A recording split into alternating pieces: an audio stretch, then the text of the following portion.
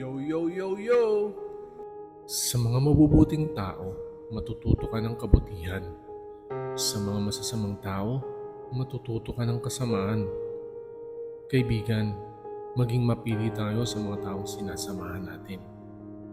Ang pinakamagandang higante sa iyong kalaban ay ang pagiging iba kung sino sila. Huwag tayong bababa sa level nila.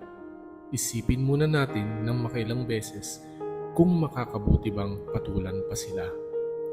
Kung ang isang bagay ay kaya mo pang tiisin mo lang at itigil ang pagrereklamo. Kung hindi tama, huwag mong gawin.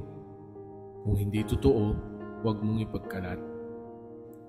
May mga taong kinamumuhian ka, di ba? Problema nila yun. Sila naman ang magdadala ng stress na yun, hindi ikaw, di ba? May kapangyarihan kang kontrolin ang iyong isipan, hindi ang mga panglabas na mga pangyayari. Ibig sabihin, hindi ang pangyayari ang dahilan kung hindi maganda ang pakiramdam mo, kung hindi yung attitude mo towards sa nangyari sa'yo. Pag-isipan mo ito.